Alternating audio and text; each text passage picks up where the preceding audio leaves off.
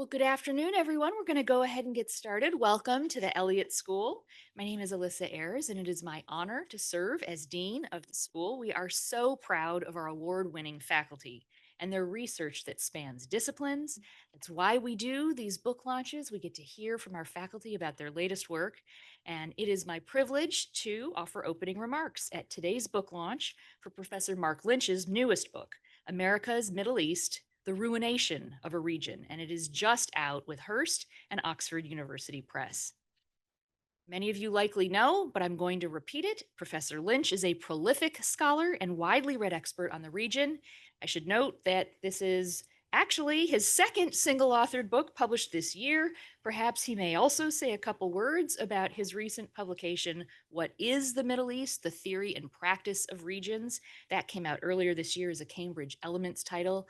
He really is busy. He's writing up a storm. I didn't want to lose the opportunity to emphasize how much he is publishing. Professor Lynch is professor of political science and international affairs, and he is director of the project on Middle East political science. He's a foremost expert in Arab media and public opinion, Islamist movements, constructivism in international relations, and public diplomacy. He previously served as the director of the Elliott School's Masters in Middle East Studies, as director of the Institute for Middle East Studies, as a non resident senior associate at the Carnegie Endowment for International Peace, and as a contributing editor at the Washington Post's Monkey Cage blog. Now, for decades, Professor Lynch has trained his expertise on major questions in Middle East politics and international affairs, authoring and editing acclaimed and influential books such as Making Sense of the Arab State, The New Arab Wars, Uprisings, and Anarchy in the Middle East, and The Political Science of the Middle East, to name just a few. In addition to numerous academic articles and chapters, he has established his voice as a public intellectual with significant contributions to public understandings of the Middle East through his regular writings in widely read publications like Foreign Policy and Foreign Affairs, in which he had an essay just last week, as well as with his groundbreaking Abu Aardvark blog. Professor Lynch's work has been supported by distinguished institutions, including the Carnegie Corporation, the U.S. Institute of Peace, and the Henry Luce Foundation. In 2016, he was recognized nationally as an Andrew Carnegie Fellow, which is a highly selective distinction for scholars whose work addresses some of the world's most urgent challenges to U.S. democracy and international order. With his newest book, America's Middle East, Professor Lynch puts new emphasis on American policy in the region. The book focuses on U.S. foreign policy and regional realities and asks why decades of American policies aimed at producing peace and stability have not delivered. He weaves political history in with the history of U.S. foreign policy toward the region. Former Middle East advisor to Presidents Clinton, Obama, and Biden, Robert Malley, has praised this as a, quote, remarkable, aching book, one that, quote, holds up an appalling mirror to all among us who had a hand in or passively watched U.S. policy. Those are important words of praise and recognition for Professor Lynch's engaged scholarship. So we look forward to hearing more about the new book, America's Middle East, from Professor Lynch. He will shortly take to the podium to offer his insights on his book. He's also generously offered to answer questions from our group here in person to close out the event. Before we begin with Professor Lynch's introductory remarks, I'd like to invite Ambassador Gordon Gray to say a few words. As many of you know, Ambassador Gray is our Kuwait Professor of Gulf and Arabian Peninsula Affairs, as well as the director of the Middle East Policy Forum here at the Elliott School. The forum brings speakers to the Elliott School to discuss topical issues related to the region. And prior to joining the Elliott School, Professor Gray spent 35 years in public service formulating U.S. foreign policy, implementing U.S. foreign policy. During that time, he held posts as deputy commandant at the National War College, as U.S. ambassador to Tunisia, and as deputy assistant secretary of state for Near Eastern Affairs among his significant leadership appointments. So we're very lucky to have him as director of the Middle East Policy Forum. We are grateful for his perspective on U.S. foreign policy toward the region and for, of course, his partnership today in making today's discussion a reality. So, Ambassador Gray, the floor is yours, and then to Professor Lynch. Thank you very much for that introduction, Dean Ayers, and also for joining us today. I know you've got a pretty hefty busy travel schedule. And whether you're in the room today or among the many participating online, I want to welcome you to our third Middle East Policy Forum event of the academic year. I also want to thank three people who helped organize this. Christine Gilbert, who's always a pleasure to work with, Christian Clinton, your pleasure to work with too, Christian, and Logan McIntosh. Thanks to the three of you for putting this together. Also a pleasure to work with. Yes. Before, as are you, Mark. Before we turn to today's topic, I want to let you know about our next two events. 4 weeks from today, Wednesday, December 3rd, Dalia Dasa Kay will discuss her new book, Enduring Hostility, The Making of America's Iran Policy. And when I say new, I mean new. It's coming out December 2nd, and she's joining us December 3rd. And then looking ahead to the new year, Washington Post columnist Shadi Hamid will discuss his new book, The Case for American Power. It doesn't come out until next week, so I haven't read it yet, but I suspect it will offer counterpoint to your book, Mark, so I'm interested in reading that as well. It's a pleasure to introduce my colleague here at the Elliott School, Professor Lynch. The dean already introduced him, so I won't go into his biography, and I think most of you know him anyway. But his book is very timely, just given everything going on in Gaza, the fact that the Saudi Crown Prince is going to be visiting in Washington in 2 weeks. The book's been released in the UK, but it won't be released here until December 1st. Don't ask me why, but anyway, there you go. But over there, we have flyers, which I invite you to pick up, which will give you a 30% discount on ordering the book. So I'd encourage you to, I enjoyed reading it, and I encourage you to take a flyer and order the book. Mark, thanks for joining us, and over to you. Look forward to hearing what you have to say. I'm going to stand up because it's more comfortable. First of all, I just really want to thank Dean Ayers and Gordon, Ambassador Gray, for setting this up. I've been at the Elliott School now since, almost 20 years now, since 2007. And it's just, for everything, all the ups and downs that are facing higher education, as horrible as Washington has become, the Elliott School really is a special place. And one of the things that I really do love about it is the way that it both incentivizes and actually actively supports people who are doing both traditional scholarship and policy engagement. And I think that it really is a special place in DC and in the world. And I'm just so happy that I've been able to spend so much of my career here. The book America's Middle East is well, let's put it this way: the first review of the book came out in an Australian a newspaper, The Spectator, and the reviewer noticed something which I hadn't, which was that the word "rage" appears 6 times on the first page, which I suppose gives you a sense of the mentality that I had going into writing it. And and those two things are related. I've been at the Elliott School, and I've been involved in policy debates in Washington for the last 20 years or so. And I'd like to believe that the things that I've written, the things I've discussed with policymakers, the work that I've done has had some kind of positive impact on the world. And, God willing, it did, and it will again in the future. But as I was sitting down last year, like many people in the United States, in the Middle East, and in the world, it was impossible to be anything but infuriated by what was happening in Gaza. The genocide that was unfolding in front of us was one that was not simply observed by the United States, but was actively supported, enabled, and basically protected by the United States. And this was difficult because it was being done. It was difficult for me as someone who's been mostly involved with Democratic administrations. It was not being done by supported by the Donald Trump team or by the Bush team, but by Joe Biden and the people around him who were absolute pillars of the Democratic foreign policy establishment. And not only that, many of the people, the individuals involved, were people who I had friendly relations with.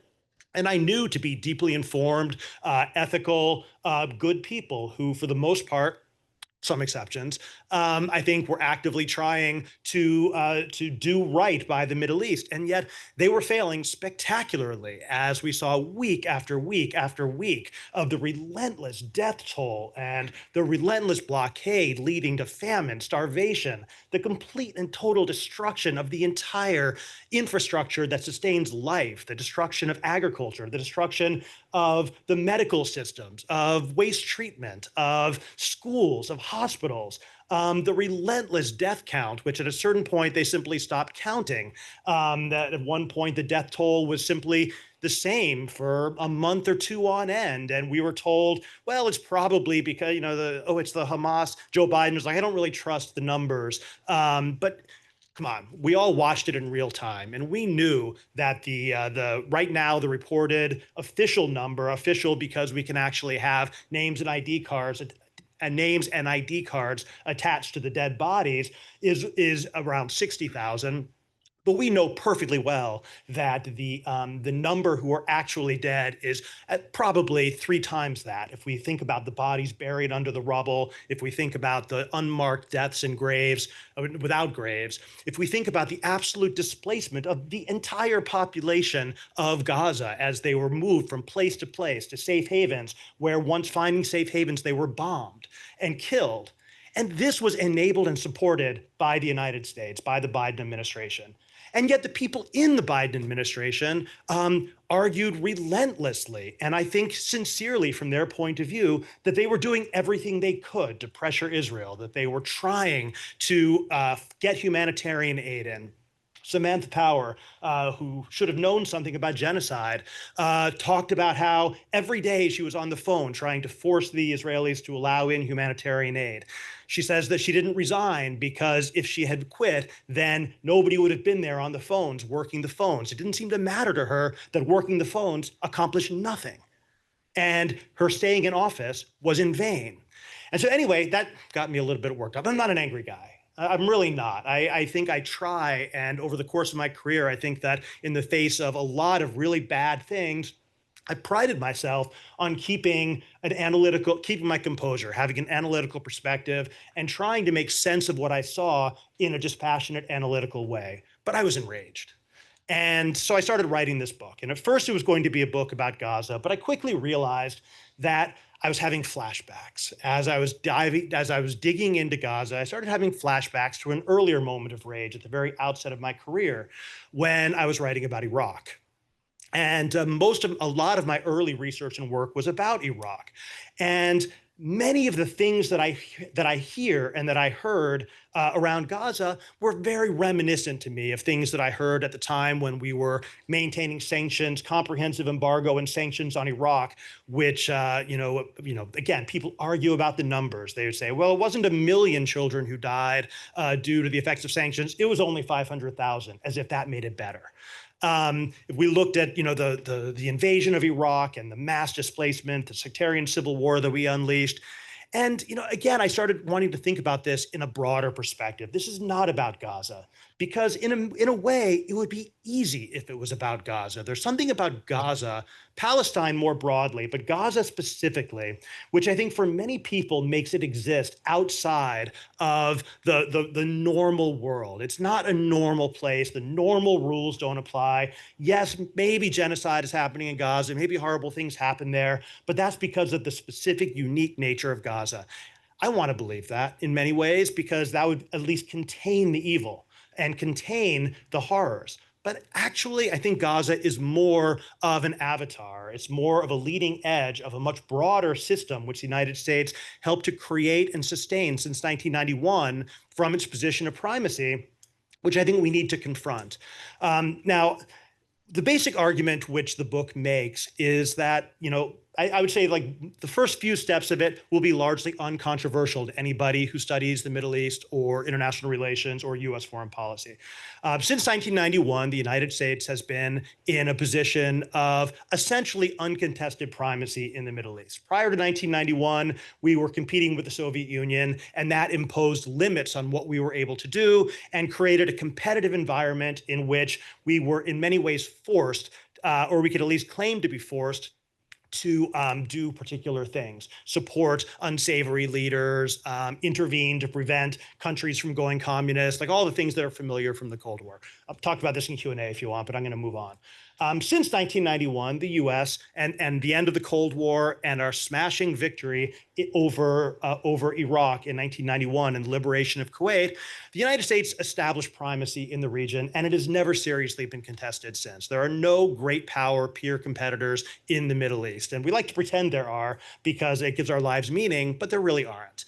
Europe is a non-entity. They're useful on humanitarian stuff, I suppose, but they have no independent role. China has enormous numbers of trade deals and is probably the future of the Middle East, but to this point continues to refuse to play any serious diplomatic role in the region and has abdicated on multiple opportunities a chance to play a more active role. Russia, which about 10 years ago we were being told was a new Cold War with Russia, was reshaping the Middle East. At that time, Russia had exactly one half of one state ally in the entire Middle East, what was left of the Assad regime. That is not a serious peer competitor. The most they could do was to sell inferior weapon systems, which American weapon systems would immediately shoot out of the sky, and air defense systems, which American weapon systems would simply go right through as if they didn't exist, right? So we have no peer competitors in the Middle East except those that we invent for ourselves. So I think very few people would actually, if they think hard about it, would disagree with that we've had this degree of primacy. Now, you could say that that degree of primacy has ebbed and flowed. We've been more or less powerful over time, but we've never had a serious peer competitor. Number two, the Middle East, outside of the wealthy leaders of the Gulf, is in terrible shape and has been for a very long time. You don't really need me, I'm happy to, but I mean, I could go through and recite all the ways in which the Middle East is in terrible shape. We could look at the failed states and civil wars, which have torn apart Lebanon and Syria and Iraq and the Sinai and Libya and Yemen. We could look at the vast numbers of the displaced, the refugees. We could look at the number of great power wars, the number of dead from those wars. We don't even have to go to that extreme, although in the Middle East it's hard not to, since that is the daily life and existence of tens of millions of people forced into displacement or forced to live under conditions of war. It's also the failures of development, the economic problems, the concentration of wealth, power, and impunity among a wealthy elite, which has been untrammeled by any serious democracy. And when there has been moments of democracy, it's been immediately overturned and quashed by authoritarian powers in the region who did not want to see such change. I'll have more to say about that in a moment. But basically, if you're looking at the Middle East since 1991, what you're looking at is a region which, compared to the rest of the world, compared to other regions where US primacy was not so uncontested, and other regions of the world where US primacy was not so urgently central to our foreign policy mission, the Middle East essentially has had less economic development, less stability, less democracy, more wars, more refugees, more bad, less good. Now, when people so everyone will agree with me on those 2 points, most people. Where people then disagree, I think, is at point number 3, which is to say, at some point, we need to stop simply saying that the United States acts as the one thing holding back the hordes of disorder and barbarity, that the problems of the region are real, but the United States is the only thing which keeps them from getting worse. That's how we understand ourselves in Washington, that we are the soldiers standing there keeping order in the face of disorder, that the forces of barbarity are out there just waiting to make it worse, I suppose. And that basically what we're doing is everything we can in order to prevent things from getting even worse. You can, in the book, in an early draft of the book, before my very good editors got their hands on it, I had an entire page which was just nothing but titles of articles in Foreign Affairs, a journal that I love. And one would believe from reading those titles that that the Middle East really needs America. They really need it. I mean, they really need it. They're calling right now. They need it.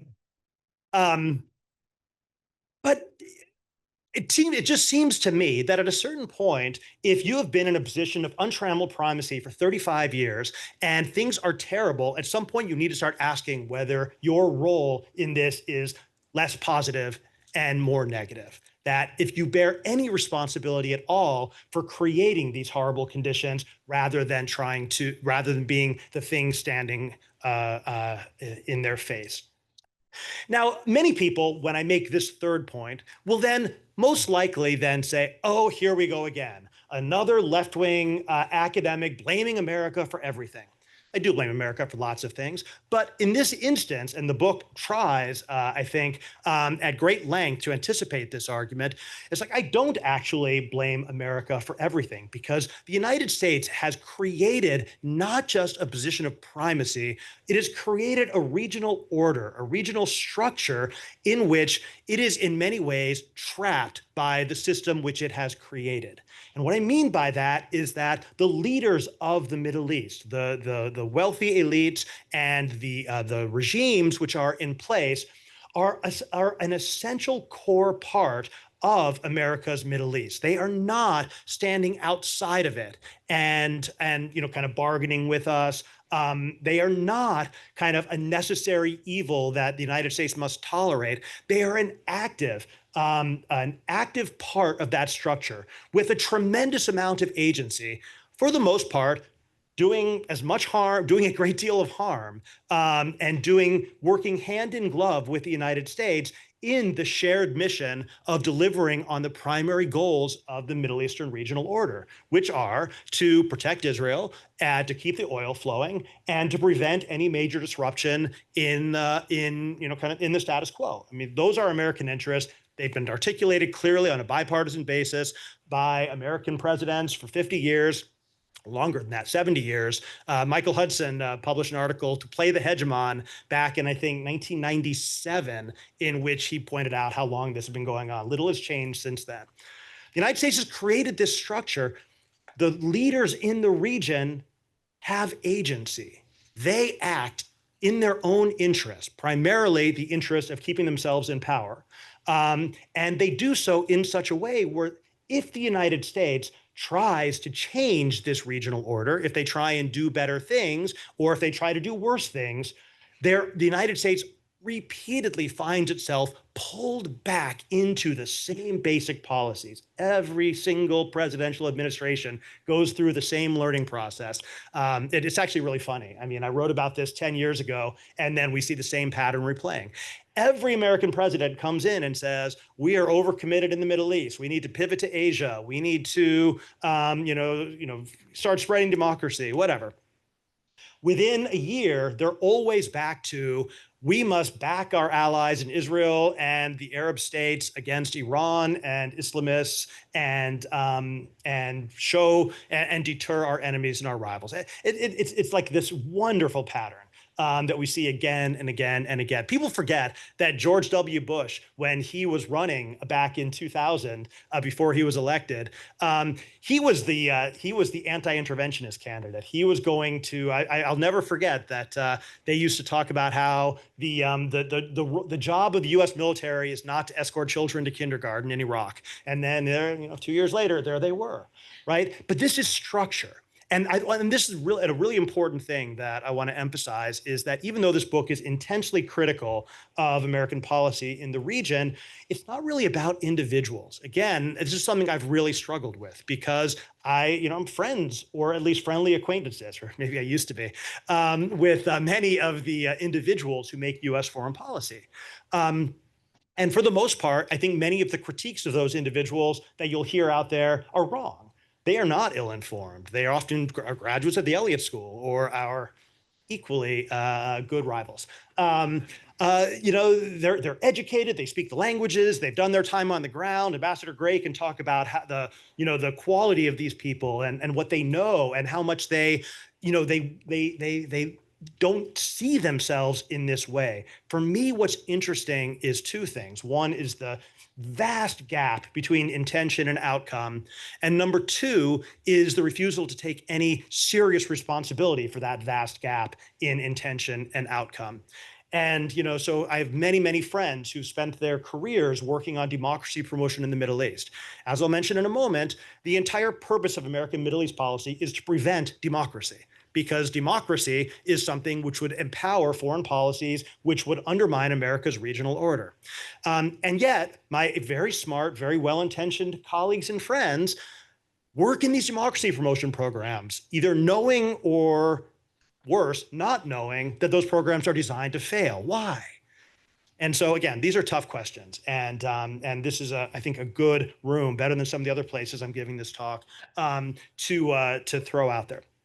But I don't want to keep talking indefinitely. So let me kind of come to the argument then, and kind of say, what is it that makes America's position in the Middle East kind of so toxic and so negative, despite, again, I'm not someone who says that this is like an intentional policy. I don't subscribe to conspiracy theories that the United States intentionally wanted to destroy the Middle East, wants to carve it up, wants to keep them developed. I actually don't believe those things. And yet that does tend to be the outcome. So in the book, I identify 4 consistent pathologies, kind of patterns of thought, which I think are not necessarily unique to the Middle East, but American policy in the Middle East, but are particularly intense when it comes to the Middle East compared to other regions of the world. And I always have to be careful here because I'm not an expert on the other regions of the world. And the easiest thing is for people who work on Africa or Latin America or South Asia or Asia to come to me and say, whoa, you're going to talk about racism? Let me tell you about racism. And so I fully respect that. But at the same time, this is what I see in terms of American primacy and the Middle East. It's actually 5 things, sorry. The first one I already told you, so I'll just repeat it very quickly. The first is that primacy itself is bad. But basically, I mean, I learned this from comic books when I was a kid. I learned it from realist IR theory when I went to graduate school. That basically, and I'm learning it right now in the United States, checks and balances are good. The absence of checks and balances are bad. And that essentially, when you are able to act in a way where you have no real check on your action, you tend to make bad decisions. And the United States in the Middle East has enjoyed a degree of primacy which it has never enjoyed in Europe or in Asia or in Africa, maybe in Latin America. Again, I'm not an expert.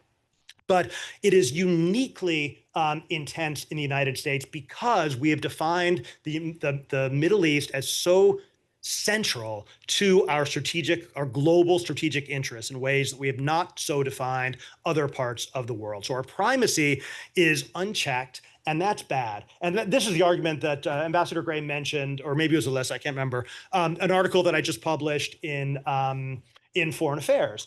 And it's making the exact same argument about Israel, that Israel right now enjoys impunity to act anywhere in the Middle East, right? It feels that it can bomb anywhere without any consequences. And at one level, from an Israeli point of view, that's great. Who wouldn't want to be able to act anywhere with no consequences? But the world is an intensely competitive place, and eventually those consequences appear. I'll never forget, because this was a formative moment of my intellectual and political development,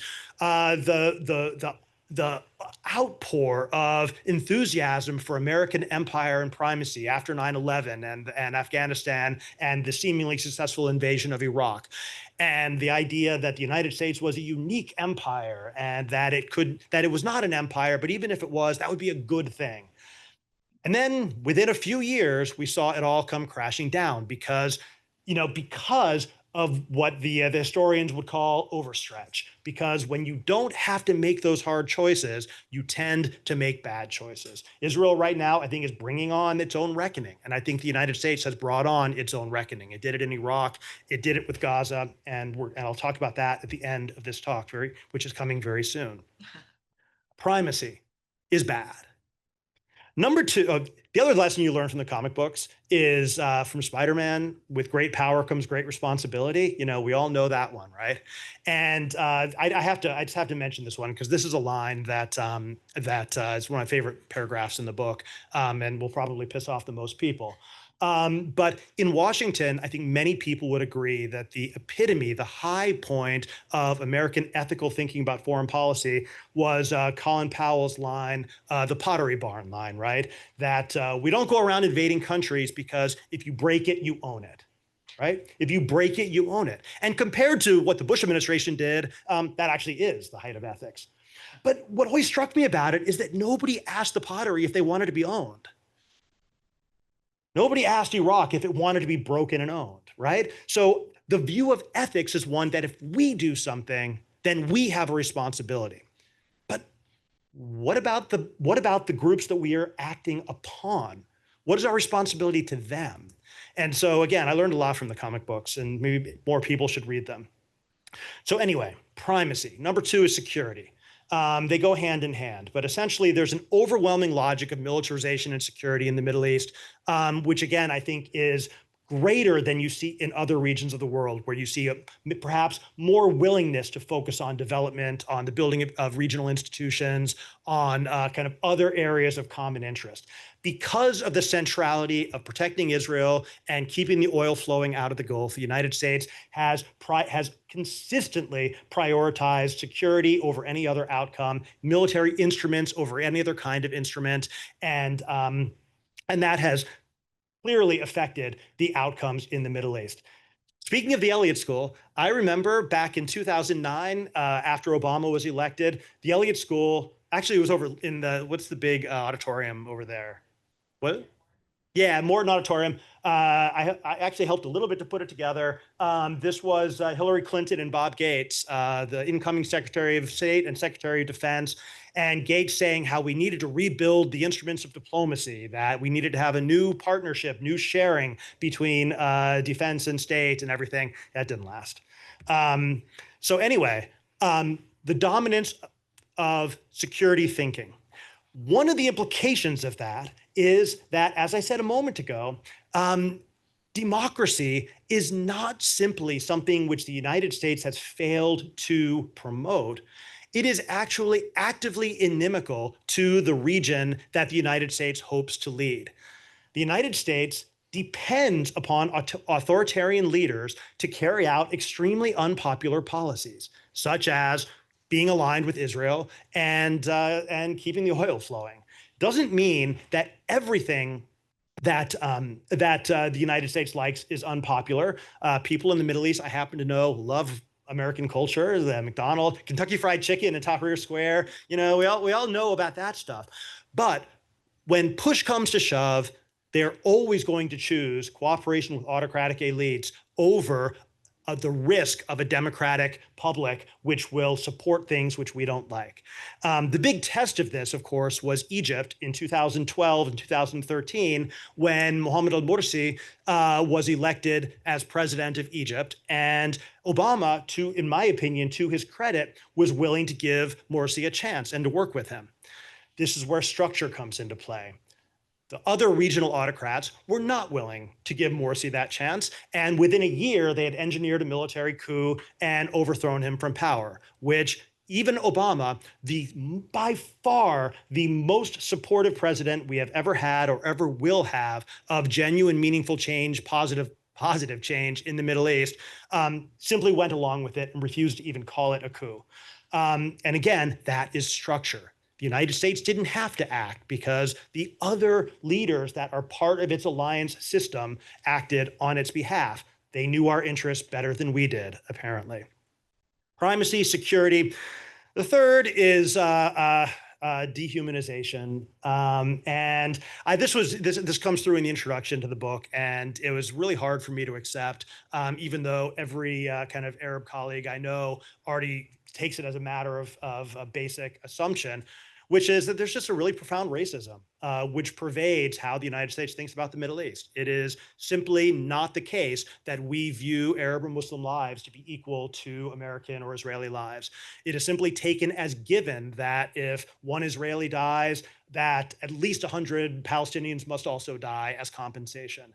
We talk about 4,400 American servicemen dying in Iraq, and we talk about minimum of 500,000 Iraqis dying in Iraq, as if that is a, kind of a unit of exchange. When we talk about, when we act, when we think about Arabs and Muslims in the region, we simply do not treat them as fully equal human beings. I'm happy to go into that more in Q&A if you like, but I think that this is part of a broader global color line. I think W.E.B. Du Bois was right about the structure of global politics. My friend and colleague Zachariah Mampili has been writing about this in Foreign Affairs of all places, which of course began as the Journal of Race Science. Anyway, we'll come back to that if you like. Security, dehumanization, abdication, and this is kind of how I began the talk, which is that when Americans engage in the Middle East, everything is about us, and yet nothing is our fault. And that's a really weird kind of dynamic, which again, I'm happy to go into more if you like, but I think I've already belabored that point. And then finally, in the Middle East, more than any other region in the world, there's a systematic war on knowledge and a war on expertise. I mean, let's just be really blunt about this. The way we have to talk about Israel is just weird. I mean, it is just weird and pathological and toxic, and there's nothing like it in any other part of the world. And that forces all kinds of contortions. The combination of racism and this war on knowledge create things like us having to come up with cultural explanations for why Iraqis might not like having soldiers come and kicking down their doors, dragging off men with their hands zip tied behind their back, thrown into prisons and tortured. It must be cultural, right? Of course, it's not. I mean, yes, there's culture, but of course, this is not something which should be very difficult to understand or explain. But when it comes to the Middle East, we will contort ourselves into knots trying to avoid obvious explanations. And those who do not avoid the obvious explanations can face profound and severe professional, personal, and reputational consequences. And we've been living through this over the last 2 years. A war on knowledge, a war on academics, a war on expertise, which has claimed many victims, which has been extremely bad for universities, for higher education, for the media, and I think has also triggered a huge backlash, which will now lead me, finally, I'm going a little bit over, but I'm going to I thought, floor, you can't stop me, to say, are we stuck here forever? And this is tough, right? Because the thrust of my argument would have to be that the answer is yes, that we are trapped and doomed to repeat this cycle in perpetuity. And yet, I'm not sure that that's the case. When I wrote the book, when I began writing the book, what I had in mind, and when I pitched it to the editor for the first time, he's British, so he was more convinced by it than anybody else. But I basically said that Gaza was a Suez moment, that in 1956, the Suez War was when everybody finally recognized that European colonial hegemony, European empire was finished. And that was the transition point from European colonialism to American empire, or at least to a Cold War. And, at the time when, if you go back to the 1930s, the 1940s, the idea that there could be a world without European empire seemed absolutely unthinkable. And yet, a couple decades, it was gone. And empires, when they pass, to quote from my favorite comic book again, when they pass, they tend to die alone, unmourned, and unloved. Who today looks back at French Empire in North Africa with longing eyes? Who today looks back at British Empire and says, wow, we really want that again. I don't know how we function without it. And when America's empire passes, I think that it will have a similar reputational fate. We can't imagine it now, but I think that we will not miss it when it's gone, despite all of those columns in Foreign Affairs.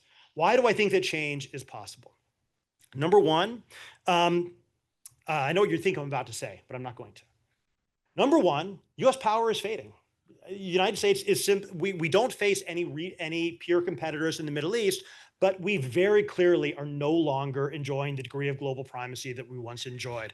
The United States has been in decline for quite some time, and it's continuing to do so. China continues its rise, but it's not even China's rise, it's American decline.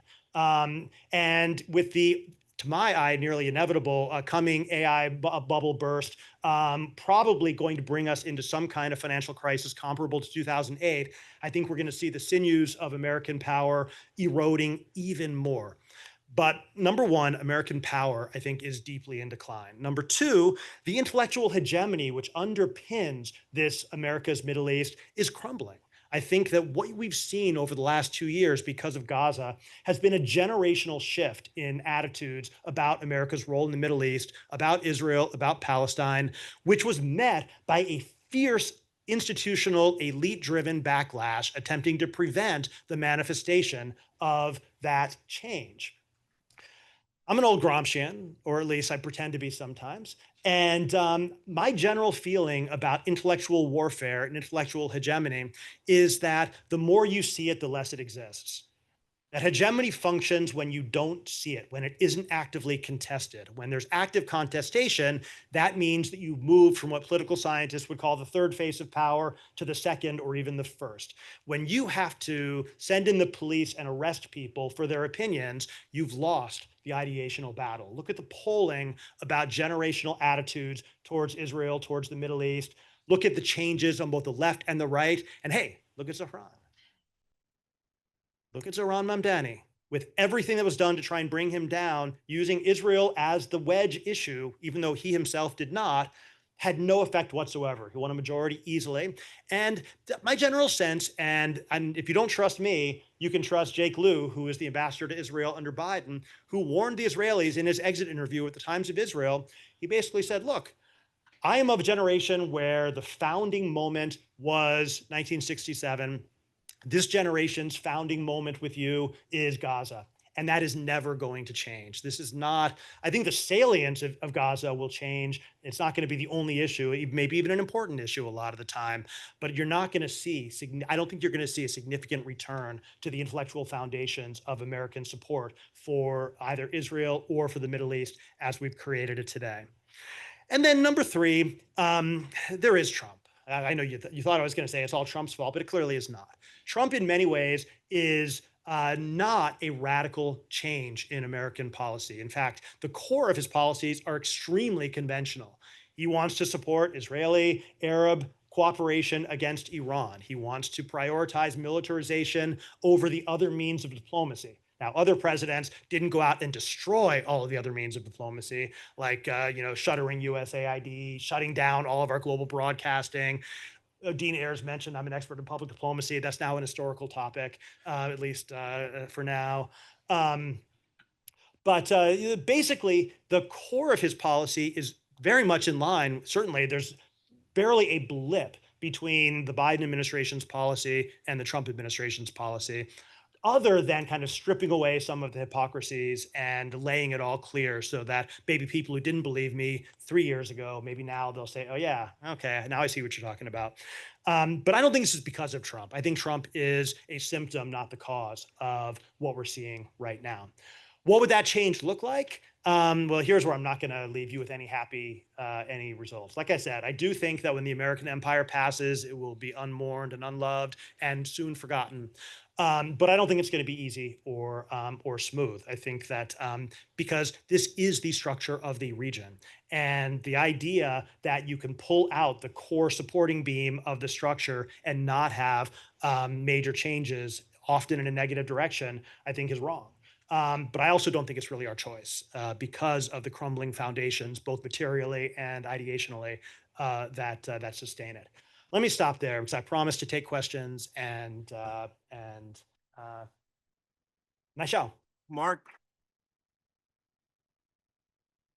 thank thank you very much for those remarks. It's a great overview of the book, and I'll exercise moderator's prerogative, if I may, and read you a quotation from the book, which and ask you to elaborate a little bit on it. It was one of your concluding thoughts, and you wrote, I'm quoting here, "The way to revitalize America's role in the Middle East is not to double down on power, but rather to take seriously the building of a common a purpose, end quote.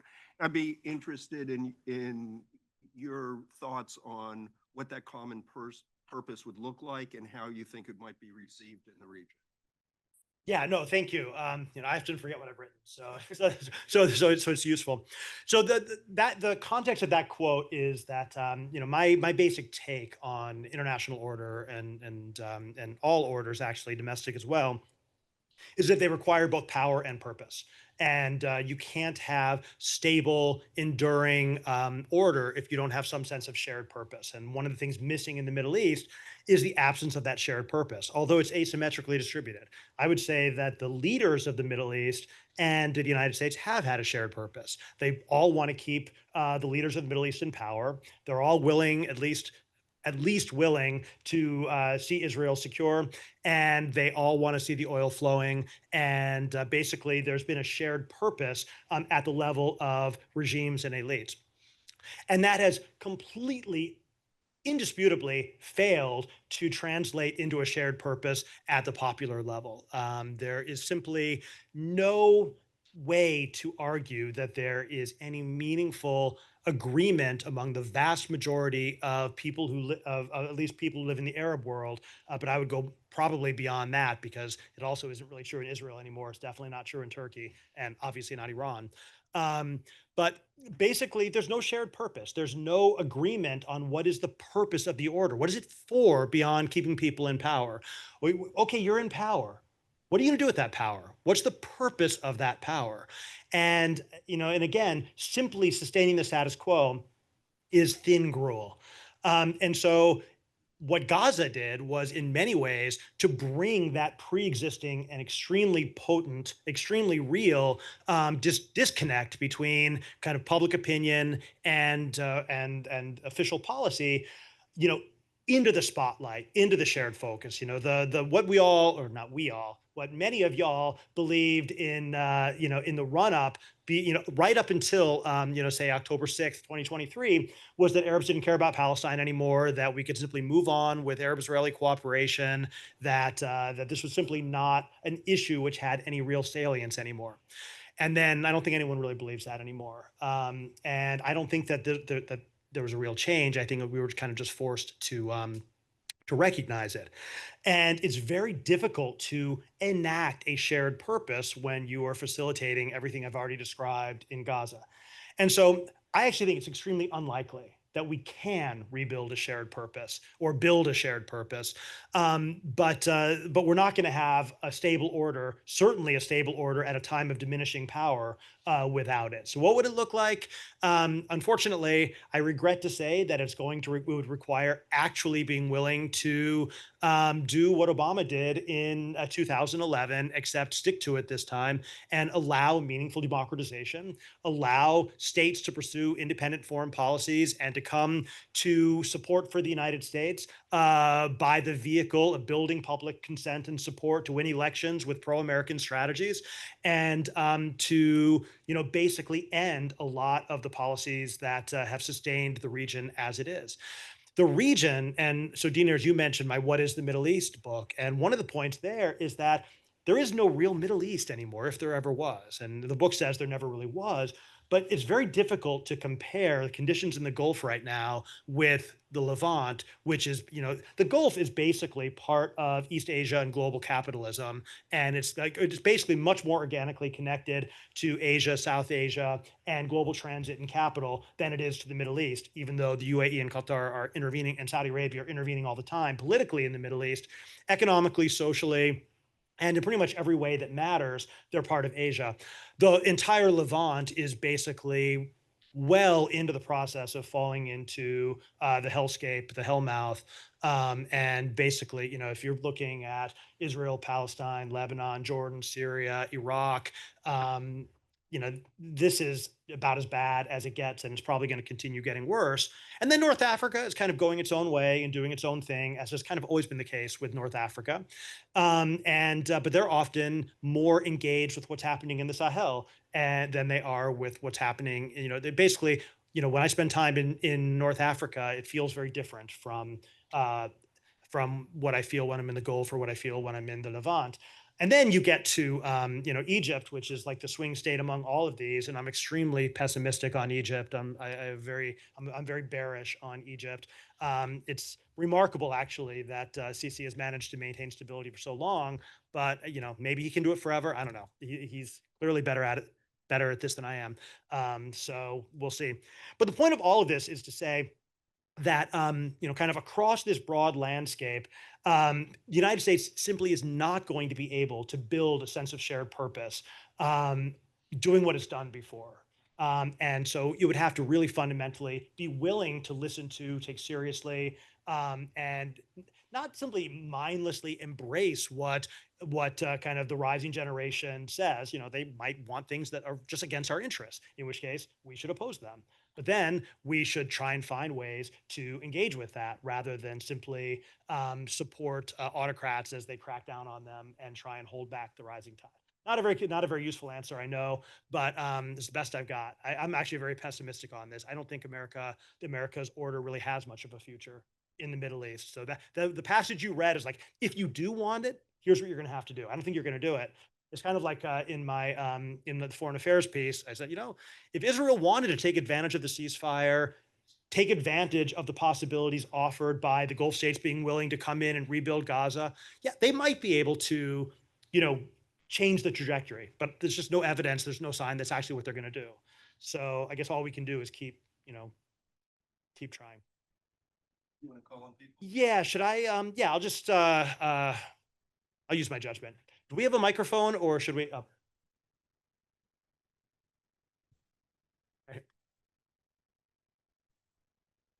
thought you might have a question. Mark, you have given us a very intriguing, alarming analysis.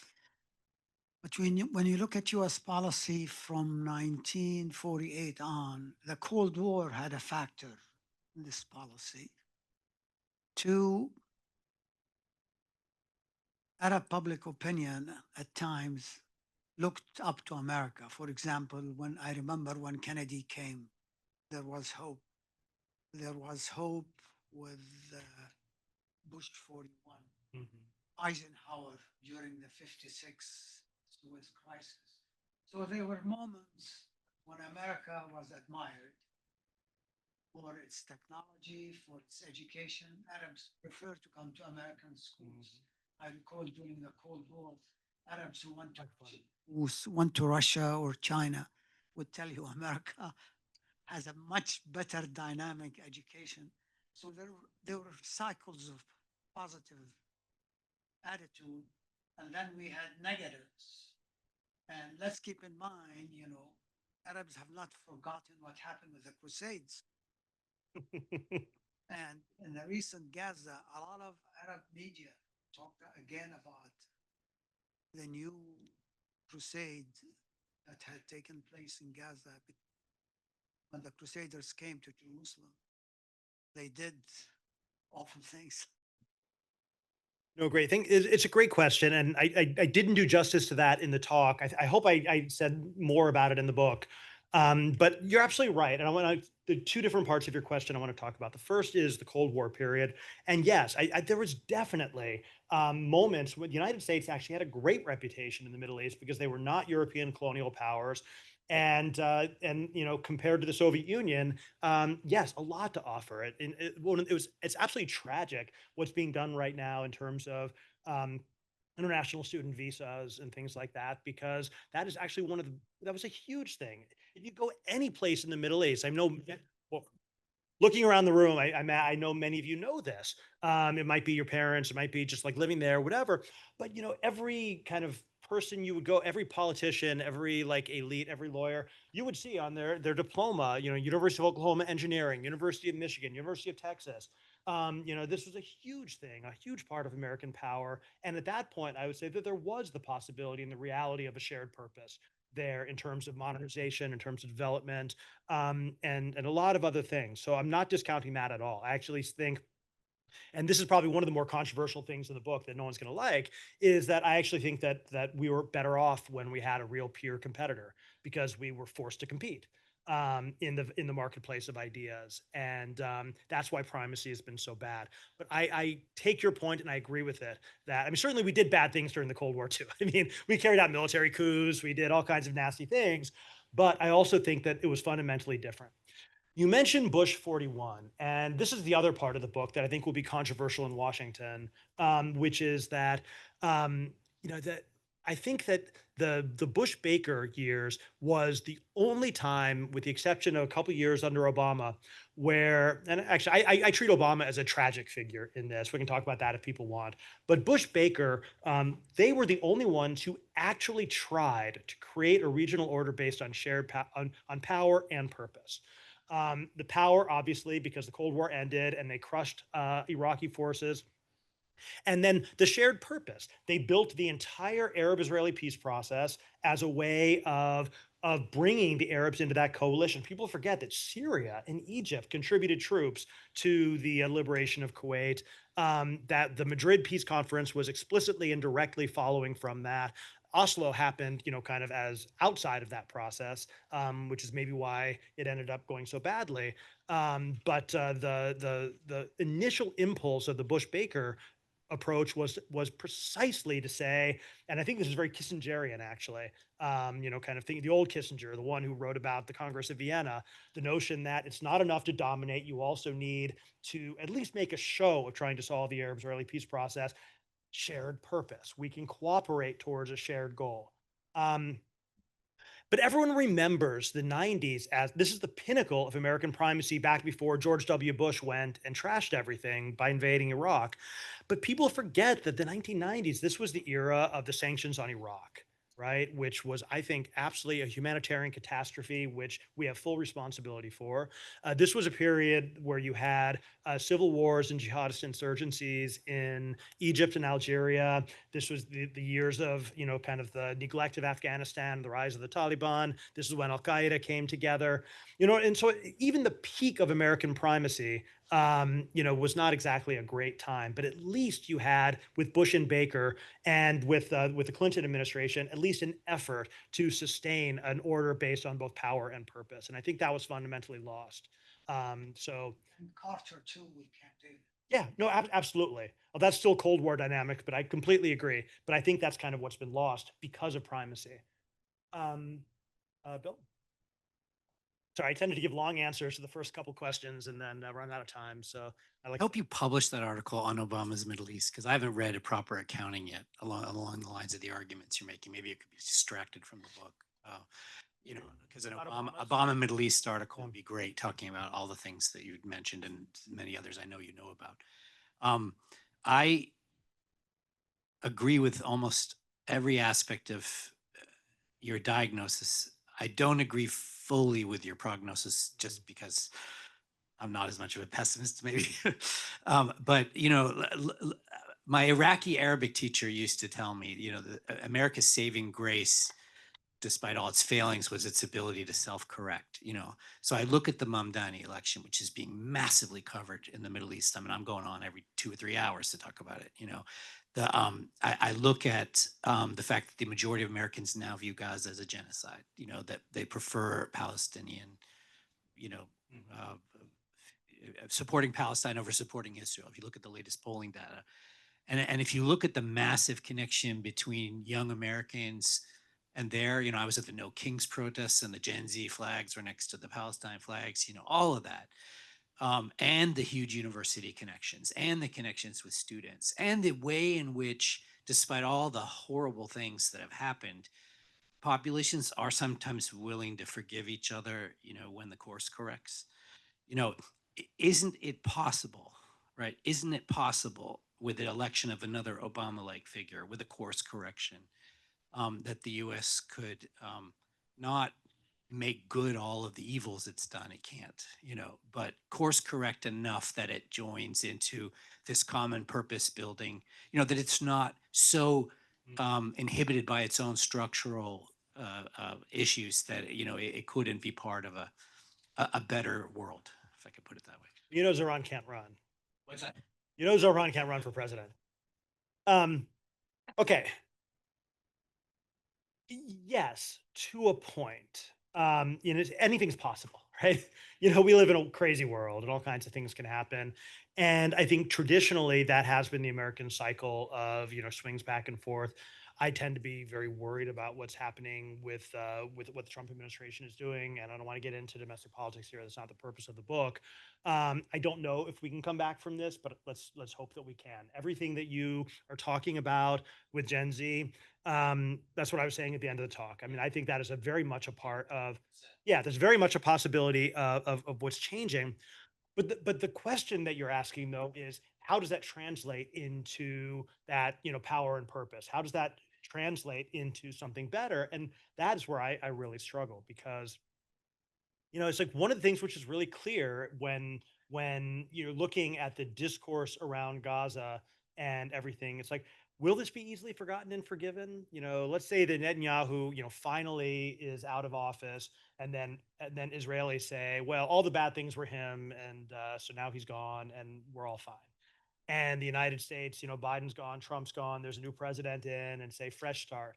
Think about Obama, with his Cairo speech in 2009, great hopes for it. I would say that there's three possible trajectories, right? And I would in increasing order of likelihood. The first is that this transformative president actually changes American policies in the Middle East, follows through on it, and actually rebuilds a sense of shared power and purpose with the peoples of the region. And Reading the end of your book, going for it. yeah, like that's one possibility. I think it's highly unlikely, but that's certainly what I would hope for. But I think it's highly unlikely. The second possibility is that you have that transformational figure, and they try like Obama did, and the system chews them up and spits it out like it did Obama, and you end up with basically yet another president, one in a long line, which tried to change things and was forced back in by the logic of structure.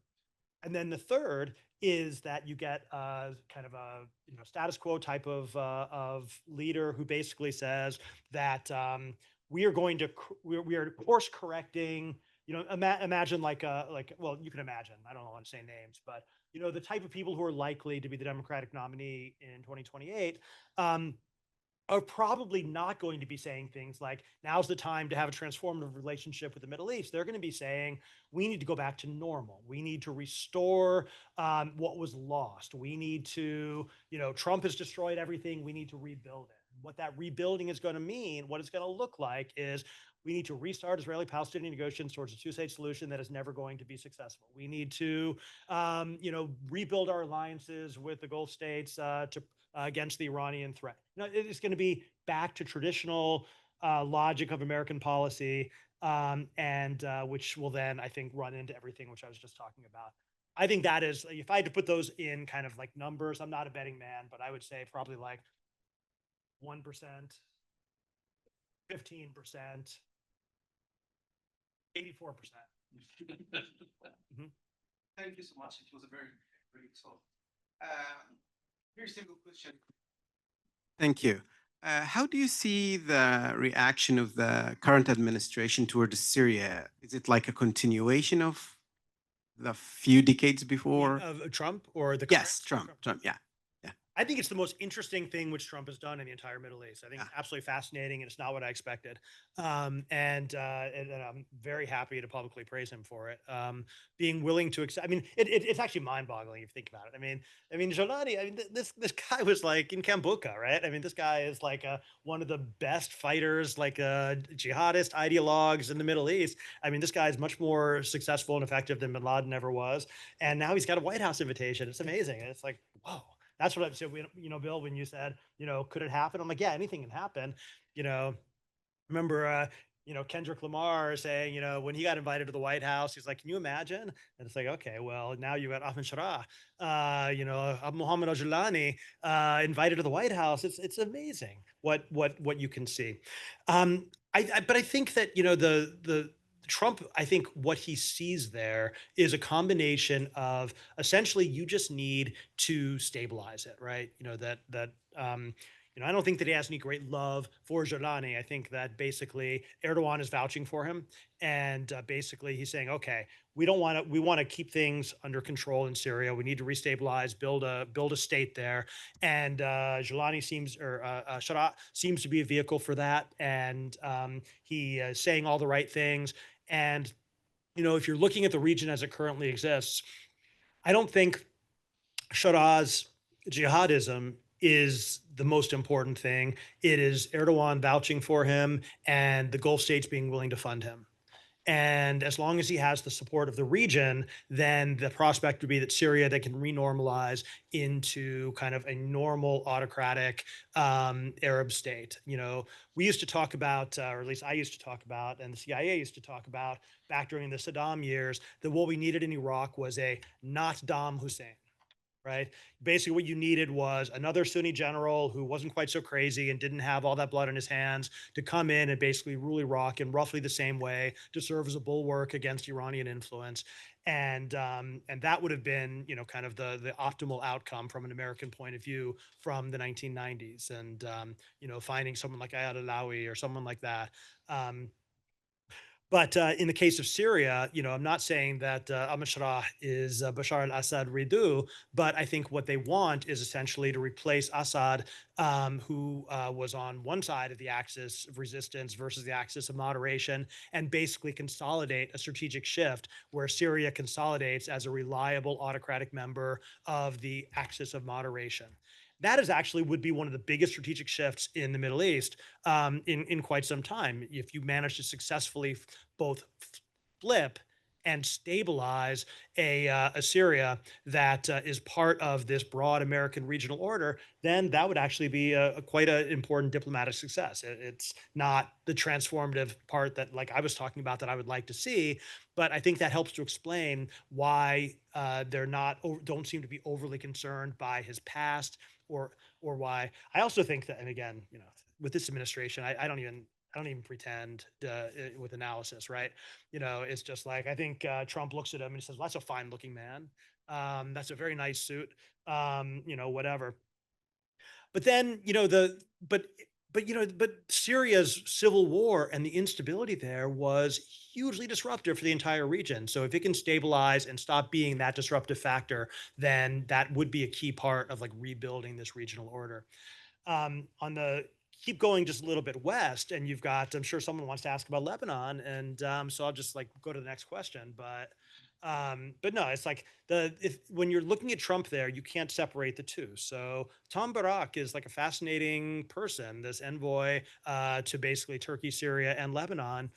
And American policy right now is calls for the disarmament of Hezbollah, and that's what Israel demands is Hezbollah's full and complete and enduring disarmament. And Barak has basically said repeatedly to interviewers in Lebanon, well, that's ridiculous. They're not going to disarm. Why would they? And so that creates this tension between Israeli preferences in the region and American preferences in the region, which is kind of how I wanted to end my answer to your question, because the United States and Israel are not on the same page here. Israel is actively destabilizing Syria in every way that it can, bombing the south, basically denying effective sovereignty for Sharat's government over the entire South by saying you can't move troops there, and bombing Iranian assets and targets at will. This is massively destabilizing and directly at odds with American priorities. The United States also clearly wants to stabilize Lebanon and basically to stop all this destructive and distracting fighting. And I'm not saying that it's Nobel Prize stuff. I'm just saying that this is a preference for order over expanding the wars at this point. And Israel and the White House right now are at odds over that. And so how that plays out, I think is going to be one of the most important things over the next like 6 months or so. That's my next article. I'm supposed to be writing it right now, but I'm here talking instead. We have time for one more question. Oh, only one more? Oh yeah, these long answers. Okay.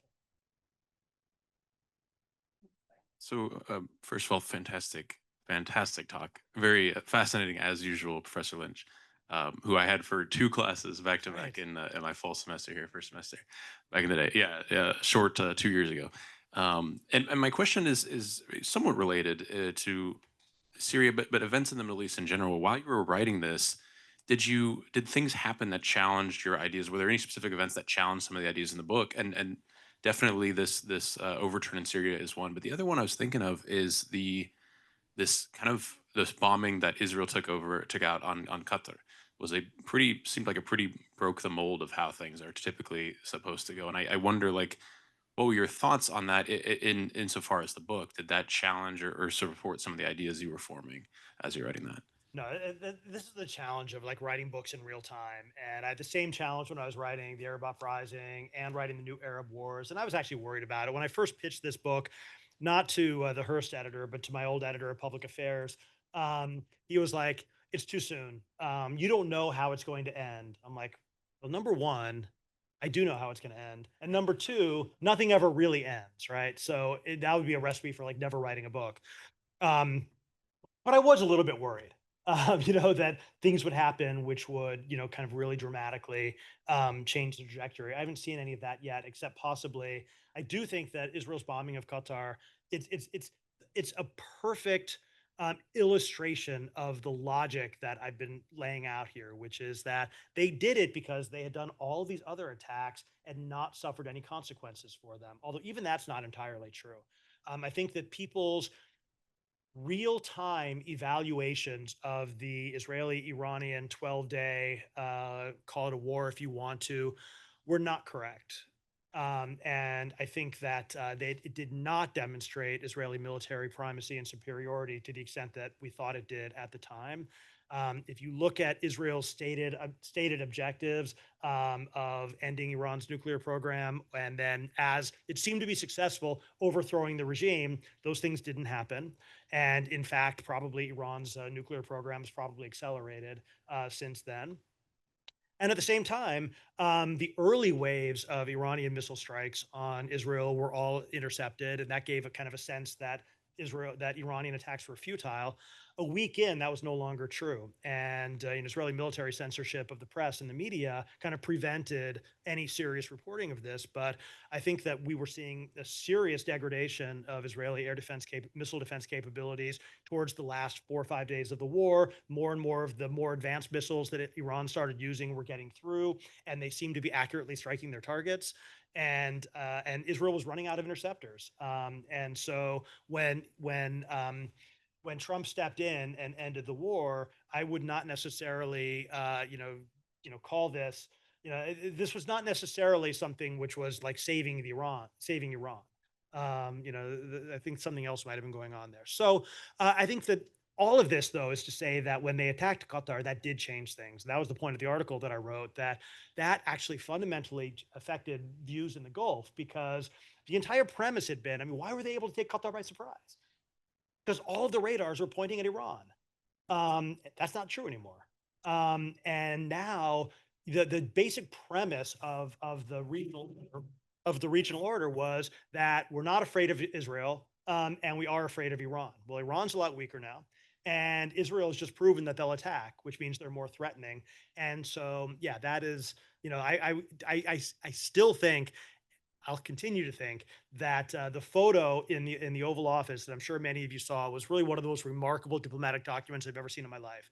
This was the one with Netanyahu in the Oval Office next to Trump. Trump is scowling next to him, holding the phone while Netanyahu reads a scripted apology over the phone to the Emir of Qatar. Photograph calculated for maximum humiliation. That was a message. But again, I don't think this really affects the overall structure of it. I think this was extremely important tactically, and I think it really did mark a shift in this Israeli impunity. And I think that led directly to the ceasefire. And I think it leads directly to the strategic agreement with Saudi Arabia, which we're likely to sign next week. Something comparable to what we did. I think we'll probably get like an executive order with Saudi Arabia, like we did with Qatar. I mean, I guess I don't have any inside information on that. That's just my guess. Um, but again, all of that would serve to consolidate rather than to give the regional order, rather than to undermine it, if that's as far as it goes. I was offered the chance to have an afterword, which is actually in the book. They said, we'll reserve like 3 pages in the printing and get it to us as late as possible. And so I actually was able to write it after the 12-day war. And I basically was like, yeah, didn't really change anything. even though didn't make things better either. So. Mark, thanks so much for a great talk, and thanks for your attention. Just a reminder on your way out, if you go out that door, you can pick up a 30%. There's a 30% discount code. There's also, if you like ebooks, it's on sale on Amazon right now for 50% off. So you can get it for less than $15. So, and it is available immediately if you do that. Otherwise, it's December 1st. So anyway,